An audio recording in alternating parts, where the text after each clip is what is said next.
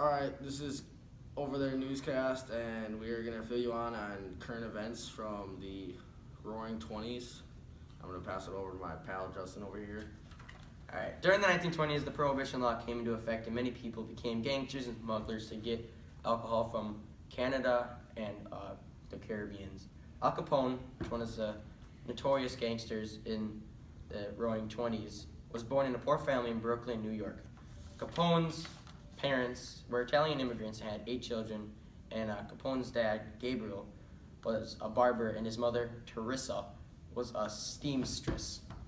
Many of the people in his family wouldn't have known that Capone was going to be the world's most notorious gangster. Capone was a very good student of elementary school. After that, Capone started to hang out and play hooky by the Brooklyn docks. Capone and his family moved out of the tenements to a better home in Park Slope, where he met his future wife, Mary Capone, and his mob mentor, Johnny Toro. Toro was running many gambling operations around Capone's house, and Capone was running little errands for Johnny. Toro moved to Chicago for better business, and him and Capone stayed in touch. After that, Capone moved to Chicago and married Mary when he was 19. Toro had the street smarts and skill that Capone had and quickly promoted him to partner.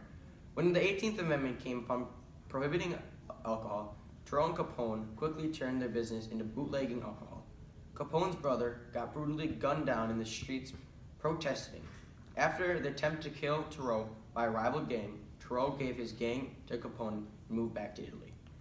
Capone did not listen to his mentor to keep a low profile and moved to more of the leisurely part of Chicago, and was followed by the press and watched from everywhere. No one could bring Capone to jail for anything. When St. Valentine's Day massacre happened, when a group of gang members were gunned down, many people pointed fingers at Capone, but they had no hard evidence saying that he did it.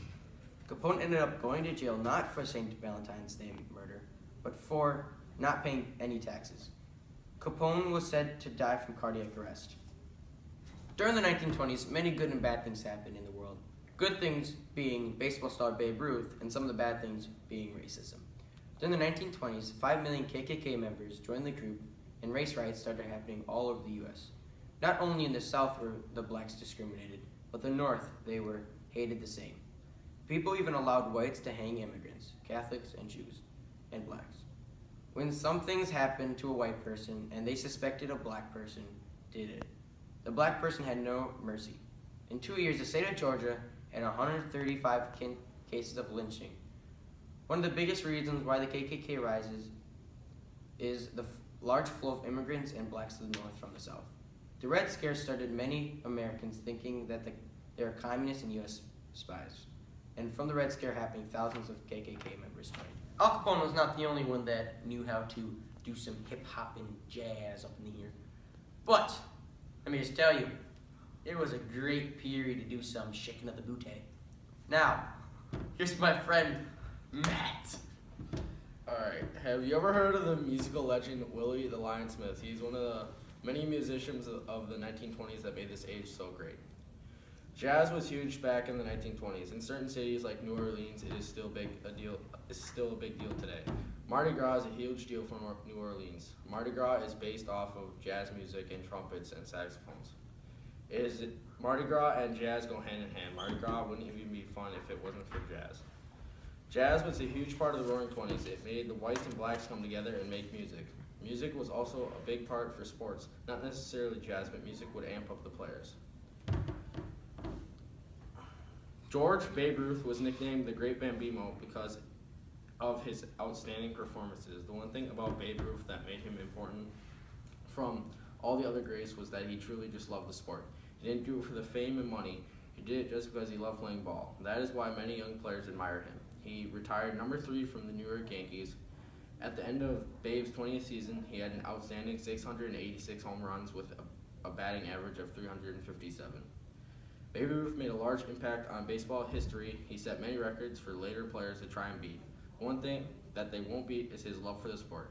He didn't do it for the money or fame like some basketball players.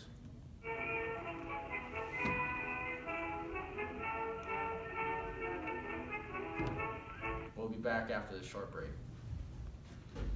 Oh man, my feet hurt, dude. Oh, me too. Someone say feet hurt? Get the new champions! Oh man, they feel good. Memory foam bottoms make every step feel amazing. You want to feel them? Oh, I know. Thank you. Every time you buy Champions, you get a free can of that. Ooh, refreshing features.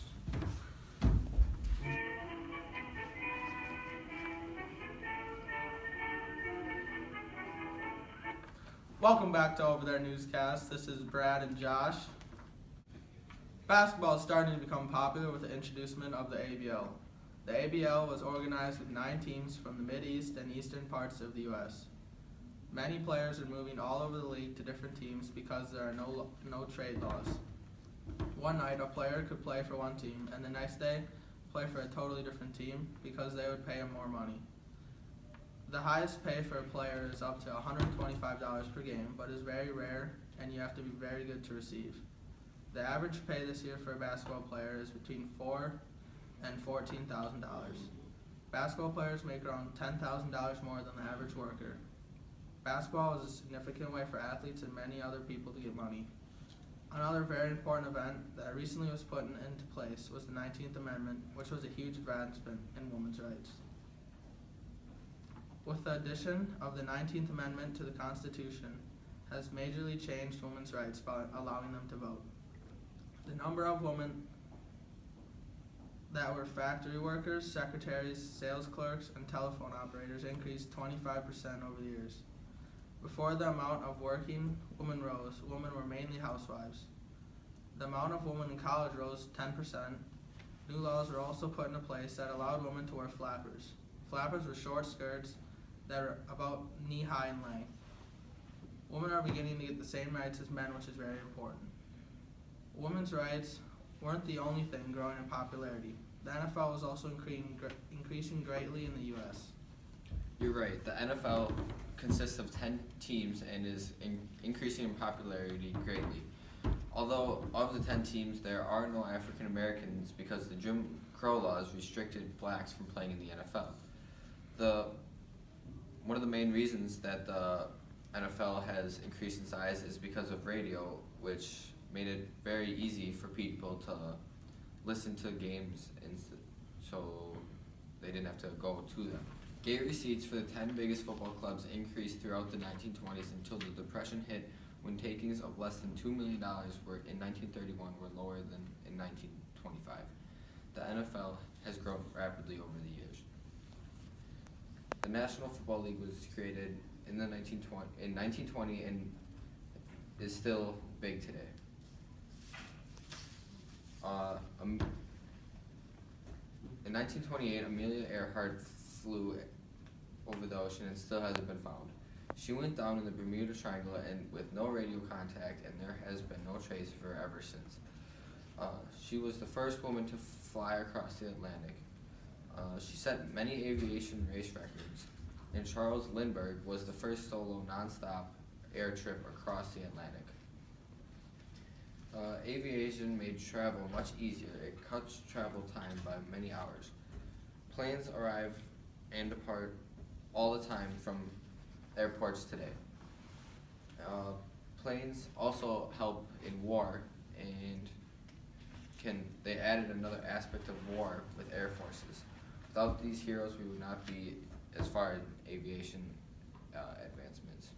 This has been Over There Newscast, and thank you for watching.